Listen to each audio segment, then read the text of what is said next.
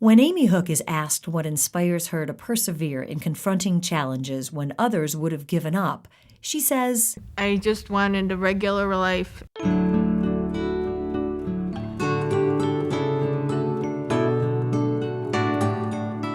Amy's life started in an ordinary way, until a teacher noticed Amy was having trouble with work that should not be difficult. Then the seizures began. Amy's mom said, "We always hoped she'd outgrow the seizures, or the meds would work, or..." There was no other or. Amy chose a boarding school in Rhode Island that specialized in her learning needs. She decided early that she valued independence. If she had to learn to cope with seizures without living with her parents, it may as well be at age 15. Amy would accept no excuses for not doing her best, and neither learning difficulties nor seizures stopped her from getting a bachelor's degree. Volunteerism and advocacy became important to Amy in college. She went on trips for Habitat for Humanity, participated in campus ministry projects, and joined Alpha Phi Omega, a service fraternity. After college, seizures became debilitating. Treatment did not stop them, but instead took away Amy's emotions and slowed her reaction so severely that she was unable to find and keep work.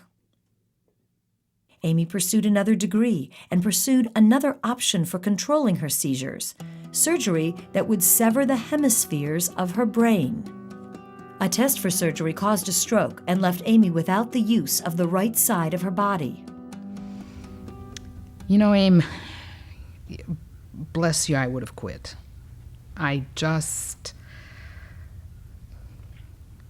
know that I could have let her quit, but at what point does a parent not say, this isn't fair, this isn't good, this is just more than any one person should have to endure. But surgery was a success in that it left her seizure-free. It allowed her to quit medications that took away emotion. Hearing Amy giggle and laugh again is a joy to those who know her. One of the greatest joys I've seen is that although she had a lot of health complications and a major surgery, she's gained a giggle and a smile and a great personality, and so she's been a joy to get to know, and I'm proud to call her a leader and a friend. Through the County Board of Mental Retardation and United Cerebral Palsy, Amy works at Fifth Third Bank. With a part-time caregiver, she lives on her own and is able to achieve the self-sufficiency she desired. Amy's independence also goes far beyond employment and an apartment. Amy loves to travel. She knows RTA routes all over town and will spend hours transferring buses to an Indians game, a play, a volunteer job at a nursing home, or a meeting to advocate for something she believes in. Her skill with public transportation gives her an advantage over most of us.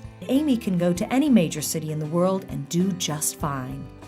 And she has done just that in Spain, and I think Germany, England, Ireland, and Scotland. And then there was one to Australia, New Zealand, and Tahiti. Austria and Amsterdam. This winter, she will see a dream come true when she goes to Disney. Amy is proud of her ability to cope with problems herself and shares her skills helping others. She works on political campaigns. She led a collection for victims of Hurricane Katrina. She fights for those who use public transportation. She got accessible sidewalks at bus and rapid sites, and her efforts were in the news recently, asking RTA not to reduce bus routes. Friend Mike Rich says, Amy understands what people with disabilities go through each day, and she is the voice and eyes for people who can't speak up for themselves.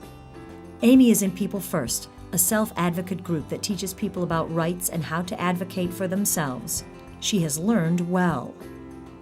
Well, Amy asked me to go with her to her annual review for her job because she wanted an advocate there. She had a couple of points that she wanted to get across about some of her employment regulations, what she had to do while she was there. So I agreed to go with her, and I went.